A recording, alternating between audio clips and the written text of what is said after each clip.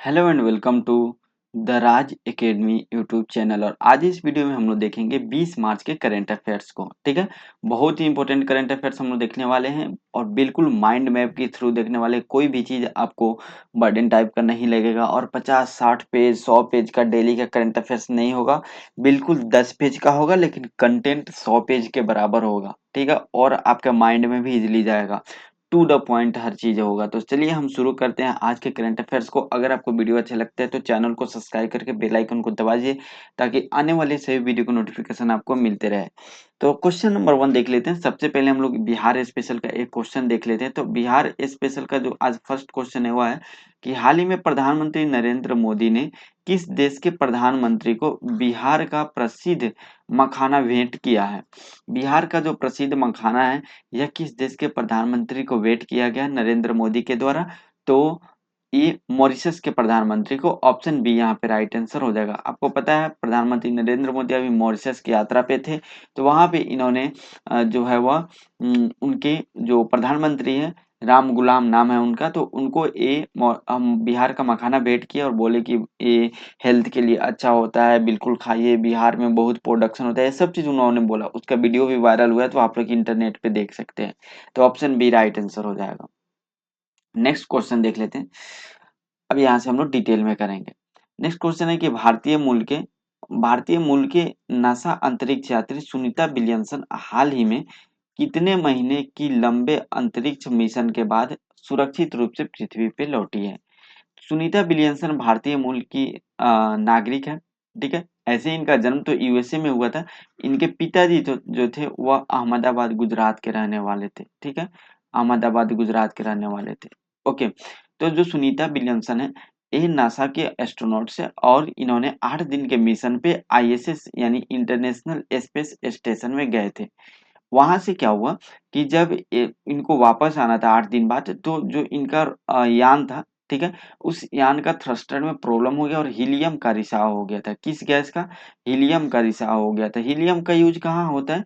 Helium का use तब होता है जब कोई भी एस्ट्रोनॉट्स स्पेस से पृथ्वी पे वापस आते हैं। तो जब पृथ्वी के ऑर्बिट में प्रवेश करते हैं, ठीक है, तो जैसे ही वो पृथ्वी के ऑर्बिट में प्रवेश करेंगे तो वहां पे बहुत सारा घर्षण होता है और उस घर्षण से क्या होता है, उस घर्षण से आग का जो है वह गोला मतलब चारों तरफ आग लगने की संभावनाएं होती है जो भी एस्ट्रोनॉट्स के यान होते हैं उस यान में। ठीक है, तो उसके बाद क्या होता है कि वहां पे एक थ्रस्टर लगा होता है जो स्पीड को और एंगल को कंट्रोल करता है। अगर थोड़ा भी वहां स्पीड और एंगल में कुछ प्रॉब्लम होगा तो एस्ट्रोनॉट्स स्पेस में ही जल के राख हो जाएंगे। ठीक है, तो उस एंगल को कंट्रोल करता है यही हीलियम में लगा हुआ जो थ्रस्टर होता है वो। तो हीलियम के रिसाव हो रहा तो जाहिर सी बात है एस्ट्रोनॉट्स वापस आते तो बहुत समस्या हो सकती थी। तो इसलिए यहाँ पे वापस नहीं है और नए नए मिशन का प्लानिंग होते रहा। इसको डिले करते करते आखिरकार 9 मंथ डिले हो गया और 9 मंथ बाद नासा और स्पेस एस एक्स, ठीक है, नासा प्लस स्पेस एक्स जो कि इलॉन मस्क है इनके द्वारा एक मिशन भेजा गया, क्रू 10। क्रू 10 मिशन भेजा गया और ये जो क्रू 10 मिशन है यह फाल्कन F9 रॉकेट से भेजा गया था। उसके बाद वहां पे गए एस्ट्रोनॉट्स, 4 एस्ट्रोनॉट्स को वहां पे छोड़कर और फिर वहां से 4 एस्ट्रोनॉट्स लेकर वापस आ गया एक क्रू 10। ठीक है, तो इनका जो स्पेस एक्स का यान था वो। तो यहाँ पे ऑप्शन बी राइट आंसर हो जाएगा। ठीक है, आगे हम लोग अभी बहुत डिटेल में डिस्कस करेंगे। चलिए ऑप्शन बी यहाँ पे राइट आंसर। नेक्स्ट हम अब हम लोग यहाँ पे देखेंगे। अगर आप यहाँ पे देखें तो यहाँ पे सबसे पहले हम लोग करंट अफेयर्स का पोर्शन देख लेते हैं। तो देखिए हुआ क्या था कि सुनीता विलियमसन स्पेस से तो वापस आई, कब? 19 मार्च को 2025 को सुबह 3:27 पे ये स्पेस से वापस आ गई थी सुनीता विलियमसन। कहाँ पे? फ्लोरिडा के तट पे। बहुत इंपॉर्टेंट पॉइंट है, याद रखिएगा। किस तट पे आई है? फ्लोरिडा के तट पे वापस आई है। कब? 19 मार्च को 3:27 पे। इनके साथ 3 और एस्ट्रोनॉट्स आए थे। तो जो साथ में 3 और एस्ट्रोनॉट्स आए थे कौन कौन थे? वह थे बुच बिलमोर जो कि यूएसए के थे, फिर आए थे निक हेग जो कि अमेरिका के थे, और अलेक्सांद्र गोर्बुनोव ये भी रूस के रहने वाले थे। तो ये टोटल 3 एस्ट्रोनॉट्स इनके साथ आए थे। तो ये तीनों का नाम आप याद रखिएगा अगर बीपीएससी आपको देना है तो। ठीक है, बीपीएससी के लिए तीनों का नाम, टाइम, डेट और टट, इस चीज बहुत इंपॉर्टेंट है बीपीएससी, क्योंकि इतना डीप लेवल पे बीपीएससी पूछेगा, क्वेश्चन याद रखेगा। बाकी इनका जो है यात्रा अवधि कितना रहा, तो ये जो स्पेस में 9 महीने 14 दिन और टोटल 35 मिनट स्पेस में रही है, ठीक है। लेकिन ये 8 दिन के मिशन के लिए ही गई थी। आने उसके बाद क्या हुआ, तो और एक गई कब थी, अगर हम लोग देखें इनके जाने के समय, तो 5 जून 2024 को एटलस 5 रॉकेट के द्वारा इनको स्पेस में भेजा गया था। एटलस 5 रॉकेट के द्वारा 5 जून 2024 को इनको भेजा गया था। मिशन का उद्देश्य क्या था, तो एक बोइंग स्टारलाइनर स्पेसक्राफ्ट की टेस्टिंग करना। एक स्पेसक्राफ्ट बनाया गया था बोइंग स्टारलाइन के द्वारा, और इसी स्पेसक्राफ्ट के टेस्टिंग के लिए ये लोग आईएसएस में गए थे, यानी इंटरनेशनल स्पेस स्टेशन में गए थे, जहां से जो है इस स्पेसक्राफ्ट का काम ये था कि वहां पे जाना, और जो क्रू मेंबर है, जो जिसमें सुनीता विलियमसन, बूच निक और गोरगोनो थे, ये लोग जो 4 थे, इनको छोड़कर वहां से बाकी और एस्ट्रोनॉट्स को वापस लाना। लेकिन हुआ क्या कि ये जाके स्पेसक्राफ्ट का टेस्टिंग में ही ये फेल कर गया, जिसके कारण डिले हो गया। और समस्या क्या था, तो इन जो थ्रस्टर था, थ्रस्टर में गड़बड़ी के कारण ये जो समस्या देखने को मिला था, थ्रस्टर में गड़बड़ी के कारण मिशन लंबा हो गया था। बाकी हम लोग रिटर्न आने का अगर प्रोसेस देखें, तो टोटल इन लोग को आने में 17 घंटे का समय लगे। कितने, 17 घंटे का समय लग गया था। बीच में 7 मिनट के लिए जो है वह कनेक्शन कट भी गया था, तो उस टाइम बहुत क्रिटिकल कंडीशन था, जब स्पेस क्राफ्ट पृथ्वी के वायुमंडल में प्रवेश कर रहा था। उस टाइम 7 मिनट के लिए पूरा कनेक्शन कट चुका था। फिर 7 मिनट बाद कनेक्शन जुड़ा, और फिर धीरे धीरे एस्ट्रोनॉट्स को उतारा गया। तो यहाँ पे अगर हम लोग टाइमिंग, एग्जैक्ट टाइमिंग अगर आप देखें, तो 18 मार्च को सुबह 8:35 स्पेस क्राफ्ट का हैच बंद हुआ। हैच बंद होने का मतलब क्या हुआ, कि जो स्पेस क्राफ्ट का ऊपर का जो कैप होता है, देखिए ये मान लेते हैं कोई स्पेस क्राफ्ट है, ठीक है, तो यहाँ पे एक कैप लगा रहता है, और यही कैप जाके यहाँ पे इंटरनेशनल स्पेस स्टेशन में ज्वाइन हो जाता है। तो ये जो है इसका जो कैप है, ये बंद हुआ था 18 मार्च को 8:35 पे। उसके बाद अंदर फिर एस्ट्रोनॉट्स चले गए, तब बंद हो गया, और फिर अंदर ही एस्ट्रोनॉट्स क्या किए, अपना जो भी सूट वगैरह है और सब चीज पहने, हर चीज पहन के रेडी हुए। और फिर 18 मार्च जो को 10:35 पे इंटरनेशनल स्पेस स्टेशन से जो स्पेस क्राफ्ट है वह अलग हो गया, और 19 मार्च को रात को 2:41 पे डी ऑर्बिट बर्न शुरू हुआ। डी ऑर्बिट बर्न उसको बोलते हैं जब स्पेस क्राफ्ट अर्थ के ऑर्बिट में प्रवेश किया, ठीक है। तो वहां पे जब प्रवेश किया, तो घर्षण से जो बहुत सारे हीट, बताया जाता है कि 1635 डिग्री सेंटीग्रेड टेम्परेचर हो गया था जब ये स्पेसक्राफ्ट प्रवेश किया था सुनीता विलियमसन वाला। आप अंदाजा लगा सकते हैं, यहाँ पे 41 डिग्री टेम्परेचर जब रहता है, 40-45 होते होते इंसान मरना शुरू कर देता है, और उस टाइम 1635 डिग्री सेंटीग्रेड टेम्परेचर हो गया था। यहाँ पे देख लीजिए, एग्जैक्ट यहाँ पे दिया 1650 दिया हुआ है, 1650, 1635 से ज्यादा था तो 1650 यहाँ पे दिया हुआ है, ठीक है। उसके बाद 19 मार्च को सुबह 3:27 पे समुद्र में लैंडिंग हो गया था, ठीक है। कम्युनिकेशन ब्लैकआउट कितने देर का था, तो 7 मिनट का था। कम्युनिकेशन ब्लैकआउट मतलब कनेक्शन कट चुका था। अगर हम लोग सुनीता विलियमसन की बात करें, तो जो सुनीता विलियमसन है, इनका पूरा नाम सुनीता लिन पांड्या विलियमसन है। इनका जन्म 19 सितंबर 1965 को ओहायो, अमेरिका में हुआ था। ओहायो क्या है, तो ओहायो एक अमेरिका का स्टेट है। जिस तरह भारत का एक स्टेट बिहार यूपी है, उसी तरह ओहायो अमेरिका का स्टेट है। अमेरिका में टोटल 50 स्टेट है, ये याद रखिएगा। मूल भारतीय जो है इनके पिताजी थे, और पिताजी जो है वो अहमदाबाद गुजरात के रहने वाले थे। सुनीता विलियमसन का क्या पेशा है, तो पेशा नासा की अंतरिक्ष यात्री और नौसेना अधिकारी भी है। इनको बहुत सारा जो है इनके पास स्किल है, स्पेस क्राफ्ट भी चला लेती है, नासा के एस्ट्रोनॉट्स का भी काम कर लेती है, नौसेना में भी काम किया, नौसेना की अधिकारी भी रह चुकी है। इसको देखते हुए भारत सरकार के द्वारा इनको बहुत पुरस्कार भी किया गया है। 2008 में इनको पद्म भूषण से पुरस्कार किया गया था। अब आगे चल के देखिएगा, इनके जो कार्य है इसको लेकर भारत रत्न भी कभी ना कभी दिया जाएगा, ये संभावना है। नासा स्पेस फ्लाइट मेडल भी इनको दिया गया, और डिस्टिंग्विश्ड सर्विस मेडल नासा के द्वारा ही दिया गया इनको। तो ये है सुनीता विलियमसन के बारे में, आप देख सकते हैं। ये है ISS जब इंटरनेशनल स्पेस स्टेशन में थी तब का पिक्चर, और जब ये अर्थ पे लैंड कर चुकी थी तब का पिक्चर। इनको स्ट्रेचर पे इसलिए ले जाया जा रहा है क्योंकि 9 मंथ जो इंटरनेशनल स्पेस स्टेशन में कोई भी इंसान रहता है तो ऐसा नहीं है कि धरती पे जैसे हम लोग चलते हैं दौड़ते हैं ऐसा होता है, ऐसा बिल्कुल नहीं है। शरीर वहाँ पे बिल्कुल हवा में रहता है। आप देखे होंगे बहुत सारा वीडियो में, ठीक है। और आपको पकड़ पकड़ करके आपको कुछ ना कुछ पकड़ करके आपको चलना होता है। तो जैसे ही अचानक से वायुमंडल चेंज होता है तो आप अचानक से धरती पे आकर दौड़ नहीं सकते। 9 मंथ से अगर आप दौड़े नहीं है तो जाहिर सी बात है आपको धरती पे अचानक से दौड़ना शुरू कीजिएगा तो दौड़ने में प्रॉब्लम होगा ही, ठीक है। तो इसलिए स्ट्रेचर पे रखा गया, धीरे धीरे ये नॉर्मल कंडीशन में आ जाएंगे। नेक्स्ट हम लोग देख लेते हैं, क्वेश्चन है कि मार्च 25 से भारत के किस राज्य में आने वाले पर्यटकों पर प्रति व्यक्ति 50 रुपए का प्रवेश शुल्क लागू किया है। प्रति व्यक्ति 50 रुपए का प्रवेश शुल्क सिक्किम ने लागू किया। ऑप्शन ए राइट आंसर होगा। सिक्किम ने बोला कि भाई आप लोग आते हैं कचरा फैला के चल जाते हैं, साफ कौन करता है, हम, खर्चा किसका होता है, मेरा। तो भाई पर हेड 50 रुपए देना पड़ेगा अगर आप 30 दिन रहना चाहते हैं तो, ठीक है। बाकी हम मिला के खर्च कर लेंगे, सिक्किम गवर्नमेंट यही बोली है, ठीक है। तो सिक्किम गवर्नमेंट ने हाल ही में, अगर आप सिक्किम में जाते हैं और एज अ पर्यटन, तो अगर आप घूमने फिरने जाते हैं तो आपको 30 दिन के लिए 50 रुपए का पेमेंट करना पड़ेगा प्रति व्यक्ति। अगर आप 5 फैमिली मेंबर है तो आपको 250 रुपए, इस टाइप से, ठीक है। पर हेड 50 रुपए देना पड़ेगा।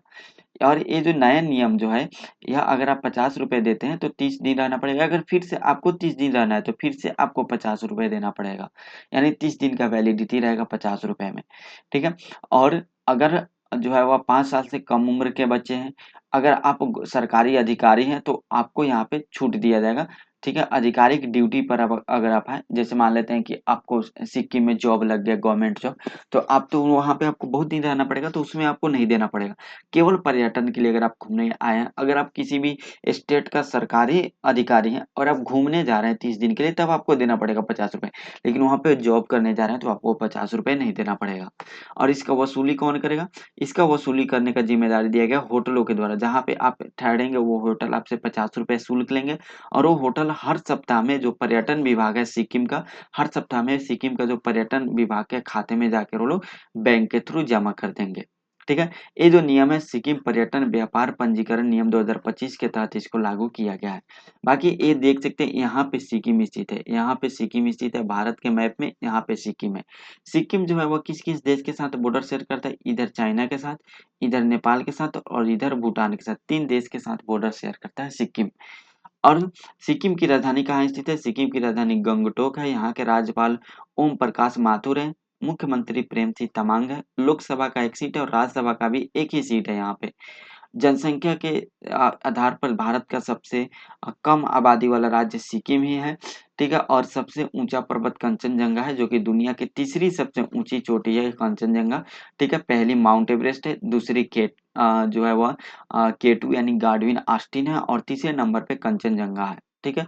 तो आपसे क्वेश्चन पूछता है कि भारत में सबसे ऊंचा चोटी कंचनजंगा, भारत की सबसे ऊंचा चोटी तो केटू, केटू वर्तमान में कहाँ पे पड़ता है? पीओके में पड़ता है, ठीक है। और कंचनजंगा जो है इसको यूनेस्को में भी शामिल किया गया है। बाकी यहाँ पे जो अगर बात करें सिक्किम की शुरुआत कहाँ से हुई, तो सिक्किम की जो स्थापना 17वीं शताब्दी में नामग्याल राजवंश के द्वारा किया गया था। और ये नामग्याल राजवंश के जो शासक थे वो थे चोग्याल। चोग्याल जो थे बौद्ध धर्म के, बिल्कुल बौद्ध धर्म के पुजारी थे, और ये राजा भी थे चोग्याल। बाकी सिक्किम जो है 1975 में, ठीक है, भारत का 22वां राज्य बना था। और कौन से संविधान संशोधन के तहत, आप लोग कमेंट बॉक्स में बताइएगा। नेक्स्ट क्वेश्चन देख लेते हैं। हाल ही में स्टुअर्ट यंग ने किस देश के प्रधानमंत्री के रूप में शपथ लिए हैं? तो स्टुअर्ट यंग किस देश के प्रधानमंत्री के रूप में शपथ लिए हैं? ये लिए हैं त्रिनिदाद और Tobago. Option B right answer होगा। त्रिनिदाद और टोबैगो थोड़ा सा न्यूज में है क्योंकि भारत से इसके रिश्ते बन रहे हैं, जिस कारण ये यहाँ के प्रधानमंत्री के बारे में पढ़ना अति आवश्यक है। अब हम लोग देख लेते हैं त्रिनाद और टोबैगो के नए प्रधानमंत्री बने हैं, तो उनका नाम है स्टुअर्ट यंग। और ये जो है शपथ लिए हैं राष्ट्रपति भवन में, वहाँ के सेंट एंस, त्रिनिदाद और टोबैगो में एक जगह है सेंट एंस, यहीं पे इनके जो है वो राष्ट्रपति निवास करते हैं, ठीक है। और वहीं पे राष्ट्रपति भवन है तो वहीं पे ये शपथ लिए हैं। वर्तमान ये जो थे यंग जो जी थे, स्टुअर्ट यंग, ये वर्तमान में ऊर्जा और ऊर्जा उद्योग मंत्री थे और ये पूर्व प्रधानमंत्री डॉक्टर कीथ रेली का जगह लेंगे। ठीक है, और जनवरी के कार्यकाल से सप्ताह से पहले इनको घोषणा हो गया था। तो ठीक है, चलिए अब हम लोग देख लेते हैं त्रिनिदाद और टोबैगो के बारे में। तो इसका राजधानी जो है वो पोर्ट ऑफ स्पेन है, या उत्तरी अमेरिका के कैरिबियाई क्षेत्र में पड़ता है। कैरिबियाई क्षेत्र जो वो क्षेत्र है जहाँ पे वेस्ट इंडीज वगैरह पड़ता है, तो आप देख सकते हैं उत्तरी अमेरिका में इसका हिस्सा आता है। ये आता है आपको वेनेजुएला, और वेनेजुएला के पास इसका जो हिस्सा है, ये सब हिस्सा इसके अंतर्गत आता है। यहाँ का मुद्रा है त्रिनिदाद और टोबैगो डॉलर। प्रधानमंत्री स्टुअर्ट यंग बने हैं और राष्ट्रपति हैं क्रिस्टीन कंगालू। तो ये देख सकते हैं बिल्कुल नौजवान आदमी यहाँ के प्रधानमंत्री बन चुके हैं। अगर हम लोग देखें हाल फिलहाल में कौन कौन से देश के नए प्रधानमंत्री नियुक्त हुए, तो कनाडा के नए प्रधानमंत्री बने हैं मार्क कॉर्नी। ठीक है, जर्मनी के नए चांसलर बने हैं जिनका नाम फ्रेडरिक मर्ज। ऑस्ट्रिया के नए चांसलर बने हैं क्रिश्चियन स्टोकर। और उरुग्वे के नए राष्ट्रपति बने हैं यामांदू ओरसी। लेबनान के नए राष्ट्र प्रधानमंत्री बने हैं नवाफ सलाम। ठीक है, बेल्जियम के नए प्रधानमंत्री बने हैं बार्ट डे वेवर। बेलारूस के राष्ट्रपति बने एलेक्जेंडर लुकाशेंको। वेनेजुएला के राष्ट्रपति बने निकोलस मादुरो। तो ये आप याद रखिएगा, रिलेटेड करंट अफेयर्स है। नेक्स्ट करंट अफेयर देख लेते हैं। हाल ही में राजीव युवा विकासम योजना किस राज्य द्वारा शुरू की गई है? राजीव युवा विकासम योजना शुरू किया गया तेलंगाना के द्वारा। ऑप्शन डी राइट आंसर हो जाएगा। इसमें जो है एससी एसटी युवाओं को यहाँ पे रोजगार दिया जाएगा और देश से जो बेरोजगारी की मामला है उसको खत्म किया जाएगा। सबसे पहले इसका शुरुआत किसके द्वारा किया गया? तो जो तेलंगाना के सीएम है ए रेवंत रेड्डी, इनके द्वारा इसकी शुरुआत किया गया। और इसके तहत लक्ष्य क्या रखा गया है? राजीव युवा विकासम योजना के तहत लक्ष्य रखा गया कि 5 लाख युवाओं बेरोजगार युवाओं को स्वरोजगार का अवसर प्रदान किया जाएगा। ठीक है, और इसमें क्या कौन कौन से जो युवा इसके लिए पात्र योग्य होंगे? तो जो एससी कैटेगरी, एसटी कैटेगरी या बीसी कैटेगरी या अल्पसंख्यक समुदाय के से संबंधित है, वही युवा इसमें भाग ले सकते हैं। यानी इन्हीं युवा को यहाँ पे जो है वह स्वरोजगार का अवसर दिया जाएगा, जिसमें 6,000 करोड़ आवंटित किए गए इस योजना के लिए। 6,000 करोड़ रुपए तेलंगाना सरकार इस पे खर्च करेगी और 3 लाख तक की वित्तीय सहायता प्रदान करेगी। यानी अगर किन्हीं को अपना बिजनेस शुरू करना है या कोई स्टार्टअप शुरू करना है, तो उनको यहाँ पे 3 लाख रुपए तक के, मैक्सिमम 3 लाख रुपए तक की वित्तीय सहायता प्रदान करेंगी तेलंगाना गवर्नमेंट। जिसमें अगर आप 1 लाख रुपए लेते हैं लोन, तो आपको 80% सब्सिडी मिलेगा। यानी अगर आप 1 लाख रुपए लेते हैं तो 80,000 आपको इन्वेस्ट करेगी तेलंगाना गवर्नमेंट और 20,000 आपको यहाँ पे इन्वेस्ट करना है। टोटल 1 लाख रुपए लगा के आप बिजनेस शुरू कर सकते हैं। 2 लाख अगर आप लगाते हैं तो आपको 70% तेलंगाना गवर्नमेंट देगी, यानी सब्सिडी के रूप में दिया जाएगा। इसका मतलब यह हुआ कि 2 लाख में 1,40,000 आपको दिया जाएगा गवर्नमेंट के द्वारा। बाकी का आपको 60,000 खुद मिक्स करना है और अपना 2 लाख में कोई बिजनेस शुरू करना है। 3 लाख रुपए में 60% देगी। तो यहाँ पे 60% का मतलब हो गया कि 1,80,000 आपको देगा गवर्नमेंट, बाकी 1,20,000 आपको खुद मिलाना है।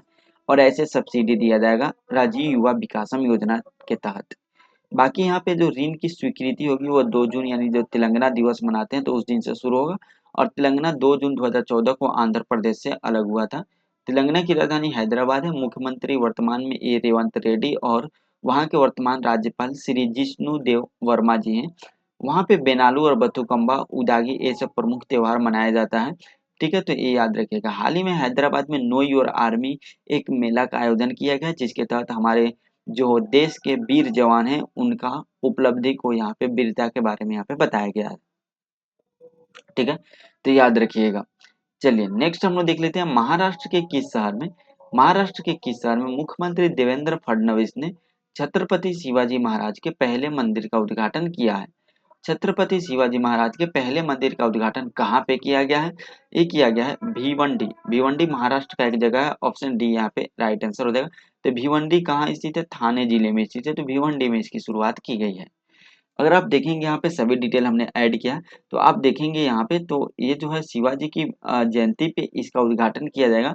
और इसके किले के तत्व जो है वो 42 फुट हॉल और गोलाकार बुर्ज यहाँ पे बनाया गया है।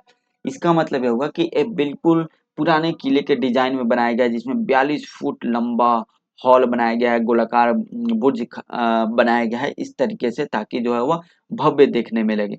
और इस जो यहाँ पे बनाया गया मंदिर, इसके वास्तुकार कौन है? तो इसके जो वास्तुकार है वो है विजय कुमार पाटिल, वास्तुकार विजय कुमार पाटिल है। और जो मूर्ति बनाया गया अरुण योगी राज के द्वारा बनाया गया इनका। ये जो मूर्ति देख सकते हैं यही मूर्ति है छत्रपति शिवाजी महाराज की। और ये 6.5 फीट का ये जो है वह मूर्ति है जो कि इसमें लगाया गया है। यही अरुण योगी राज है जो रामलला का मूर्ति बनाए थे राम मंदिर अयोध्या के लिए। अगर हम लोग बात करें शिवाजी महाराज के बारे में, तो शिवाजी महाराज जो थे, यहाँ पे थोड़ा सा हम पेन का कलर चेंज करना चाहेंगे। चलिए, जो शिवाजी महाराज की अगर प्रारंभिक जीवनी की बात करें तो 19 अप्रैल 1630 को इनका जन्म हुआ था शिवनेरी के किला में। कहाँ इनका जन्म हुआ था? शिवनेरी के किला में इनका जन्म हुआ था। ठीक है। और इनकी माता का नाम जीजाबाई है और पिता का नाम शाहजी भोसले है। ठीक है। माता का नाम क्या है? जीजाबाई और पिता का नाम शाहजी भोसले है। ठीक है। ये जो माता का नाम जीजाबाई है, ये बिहार पुलिस का एग्जाम जो हुआ था ना 2022 में, इसमें क्वेश्चन आया हुआ था। गुरु समर्थ रामदास इनके गुरु थे। इनकी विशेषता यह थी कि युद्ध कला, प्रशासन और राजनीति में काफी निपुण थे। 1674 ईस्वी में रायगढ़ के किले में इनका राज्याभिषेक हुआ था। छत्रपति की उपाधि भी इनको इसी टाइम दी गई थी 1674 ईस्वी में। बाकी महत्वपूर्ण इनके युद्ध देखे तो कौन कौन से युद्ध ये लड़े थे? तो 1660 में पुणे की लड़ाई लड़े थे जिसमें अफजल खान का वध कर दिया गया था। फिर 1664 में इन्होंने सूरत पे आक्रमण करके मुगलों के आर्थिक शक्ति को कमजोर कर दिए थे। 1665 में पुरंदर की संधि हुई थी जिसमें मुगलों से अस्थायी समझौता हो गया था, जिसमें बहुत सारे किले इनको मुगलों को वापस करना पड़ा था। फिर 1670 में सिंहगढ़ की लड़ाई हुई जिसमें तानाजी मालुसरे के नेतृत्व में विजय प्राप्त हुए। ठीक है। और 1674 में फिर मराठा साम्राज्य की औपचारिक स्थापना कर दिए थे। 1666 में आगरा में इनको कैद कर दिया गया था औरंगजेब के द्वारा। फिर वहां से चतुराई से निकलकर भाग निकले थे 1666 ईस्वी में। प्रमुख किले की बात करें तो इनके द्वारा बहुत सारे किले का भी निर्माण कराया गया था और अलग अलग किले के अलग अलग उद्देश्य के लिए बनाए गए थे। जैसे रायगढ़ के किले बनाए थे तो यहाँ पे इनकी राजधानी थी इसलिए बनाए थे। सिवनेर का किला यहाँ पे इनका जन्म स्थान था इसलिए बनाए थे। सिंहगढ़ की किला वीरता का प्रतीक के लिए बनाए थे। प्रतापगढ़ का किला अफजल खान के वध स्थल पे यहाँ पे प्रतापगढ़ का किला बनाए थे। मुरुड जंजीरा किला या समुद्री सुरक्षा के लिए बनाए थे। 3 अप्रैल 1680 ईस्वी को रायगढ़ की किला में इनकी मृत्यु हो गई थी। ठीक है, ये याद रखिएगा। मृत्यु कब हुई थी? 3 अप्रैल 1680 को रायगढ़ के किला में। और इनके उत्तराधिकारी कौन बने थे? संभाजी महाराज बने थे इनका उत्तराधिकारी। वर्तमान में कुछ करंट अफेयर की बात करें इनसे रिलेटेड तो हाल ही में आगरा में स्मारक जो है इनका बनाया गया है। तो आगरा में स्मारक बनाने के लिए जहाँ पे इनकी मृत्यु हुई है, ठीक है, 1680 में, तो वहां पे जो है एक स्मारक बनाने की अनुमति मांगी है महाराष्ट्र सरकार ने उत्तर प्रदेश सरकार से। तो अनुमति मिल गई है, फिर यहाँ पे बनाया जाएगा। और उसके बाद हाल ही में इनका एक प्रतिमा जो है वह लगाया गया राजकोट किला में। राजकोट किला में सिंधु दुर्ग में पड़ता है तो वहां पे इनका एक शिवाजी का प्रतिमा स्थापित किया गया। बाघ नख, बाघ नख जो है इनका शिवाजी महाराज का ही एक प्रतिमा है। ठीक है, बाघनख नाम से। तो ये यूके से यानी यूनाइटेड किंगडम यानी इंग्लैंड से वापस लाया गया हाल फिलहाल में। और लद्दाख में 14,300 फीट के ऊंचाई पे पैंगसौ जो लेक है, यहाँ पे भी शिवाजी महाराज का एक प्रतिमा स्थापित किया गया है। तो शिवाजी महाराज से रिलेटेड पूरा जीवनी, उनसे रिलेटेड करंट अफेयर्स, हर चीज हमने एक ही पेज पे एक ही स्लाइड में कवर किया है। तो उम्मीद करते हैं आपको अच्छा लग रहा होगा इस टाइप से। नेक्स्ट हम लोग देख लेते हैं 2028 ओलंपिक में अंतर्राष्ट्रीय ओलंपिक समिति द्वारा निम्नलिखित में से कौन सा नया खेल जोड़ा गया है? कौन सा नया खेल जोड़ा गया है ये आपको बताना है। तो हाल फिलहाल में इसको बॉक्सिंग को जोड़ा गया। ऑप्शन बी राइट आंसर होगा, boxing is the correct answer हो जाएगा। अगर हम लोग बात करें यहाँ पे 2028 ओलंपिक की, तो सबसे पहले 2028 की ओलंपिक का आयोजन कहाँ पे किया जाएगा? तो अ, इसका आयोजन जो किया जाएगा, ये किया जाएगा लॉस एंजलिस में। सबसे पहले देखिए यहाँ पे देख लेते हैं, आईसीसी ने आईओसी इंटरनेशनल ओलंपिक कमेटी ने मंजूरी दी है कि 2022 में जो बाहर किया गया था मुक्केबाजी को, पहले भी मुक्केबाजी था लेकिन 2022 में इसको ओलंपिक से बाहर कर दिया गया था, तो फिर से इसको 2028 के ओलंपिक में यहाँ पे शुरू किया जाएगा। और ये किसने जो है परमिशन दी है? तो बोरिस वैन डेर ओस्ट जो कि विश्व मुक्केबाजी के अध्यक्ष हैं, वेरिस वैन डो डेर ओस्ट, इन्होंने बोला कि थैंक यू आपने मुक्केबाजी को ऐड किया ये सब आईओसी को। ठीक है। और 26 फरवरी 2024 को आईओसी ने विश्व मुक्केबाजी के जो 84वें राष्ट्रीय महासंघ का अस्थायी मान्यता यहाँ पे दिया था, तो ये याद रखिएगा। बाकी हम लोग बात करें ओलंपिक के बारे में, आईओसी समिति अंतर्राष्ट्रीय ओलंपिक समिति के बारे में बात करें तो इसका स्थापना 23 जून 1894 को हुआ था। स्थापना कब हुआ था? 23 जून 1894 को इसका स्थापना किया गया था। इसका हेडक्वार्टर लुसाने स्विट्जरलैंड में स्थित है। इसके अध्यक्ष थॉमस बाक है और इसका आदर्श वाक्य है सीटियस, अल्टियस, फोर्टियस और कम्युनिकेटेड, यानी तेज, ऊंचा, मजबूत एक साथ इसका आदर्श वाक्य है। और ये हर 4 साल पे ओलंपिक खेलों का आयोजन कराना इसका काम है अंतर्राष्ट्रीय ओलंपिक समिति का। ओलंपिक के इतिहास की अगर अब हम लोग बात करें तो ओलंपिक के इतिहास को देखें तो प्राचीन ओलंपिक 1776 ईसा पूर्व में ओलंपिया ग्रीस में हुआ था और पहला आधुनिक ओलंपिक 6 अप्रैल 1896 को एथेंस में ग्रीस में हुआ था। ठीक है। आईओसी यानी इंटरनेशनल ओलंपिक कमेटी की बैठक लीमा पेरू में यह निर्णय लिया गया कि मुक्केबाजी को शामिल किया जाएगा 2028 के ओलंपिक में। अगर हम लोग बात करें तो पेरिस ओलंपिक हुआ था जो कि 33वां ओलंपिक था, 33वां ग्रीष्मकालीन ओलंपिक था 2024 में और 34वां ग्रीष्मकालीन ओलंपिक 2028 में लॉस एंजलिस में इसका आयोजन किया जाएगा। ठीक है, ये याद रखिएगा। एक सेकेंड।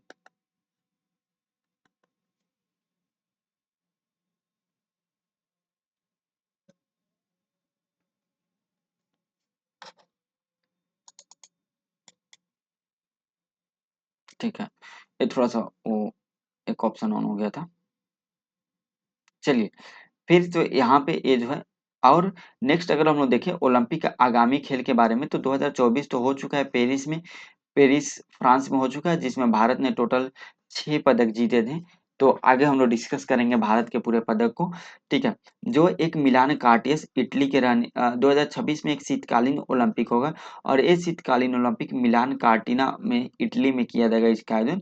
फिर 2028 में लॉस एंजलिस अमेरिका में ग्रीष्मकालीन ओलंपिक होगा जो कि 14 जुलाई 2028 से शुरू होकर 30 जुलाई 2028 तक ये खत्म हो जाएगा। ब्रिस्बेन ऑस्ट्रेलिया में 2032 में ग्रीष्मकालीन ओलंपिक 2032 वाला होगा और 2036 वाला भी डिसाइड नहीं हुआ। तो भारत को लेकर गुजरात में हाल ही में एक ओलंपिक का बैठक किया गया था जिसमें जो है वह सभी एक रिपोर्ट तैयार किया गया और इस रिपोर्ट को अंतर्राष्ट्रीय ओलंपिक समिति को पेश किया गया। बोला गया कि हम लोग भी ओलंपिक का आयोजन करना चाहते हैं 2036 में और ये सभी सुविधा हम आपको प्रदान करेंगे, तो आप भी मौका दीजिए एक बार। ये सब चीज पेश किया गया हाल फिलहाल में, वो फरवरी में ये बैठक हुआ है गुजरात में। नेक्स्ट हम लोग देख लेते हैं। तो अगर हम लोग 2024 ओलंपिक की बात करें तो भारत के पदक इसमें देखें तो मनु भाकर के द्वारा 10 मीटर एयर पिस्टल में शूटिंग में यह कांस्य पदक जीती और मनु भाकर और सरबजोत सिंह ने 10 मीटर एयर पिस्टल मिश्रित टीम में भी कांस्य पदक जीते। तो एक ही ओलंपिक में 2 स्वर्ण पदक जीतने वाली मनु भाकर पहली महिला भी बन गई है। स्वप्निल कुसाले यह जो है वह पुरुष 50 मीटर राइफल 3 पोजीशन में शूटिंग में कांस्य पदक जीते इन्होंने। भारतीय हॉकी टीम ने कांस्य पदक मैच खेली और कांस्य पदक जीती। नीरज चोपड़ा यहाँ पे रजत पदक जीते भाला फेंक में, पुरुष भाला फेंक में, एथलेटिक्स में भाला फेंक में रजत पदक जीते। और अमन सेहरावत जो है वह पुरुष के 57 किलोग्राम के फ्री स्टाइल में कुश्ती में भी कांस्य पदक जीते।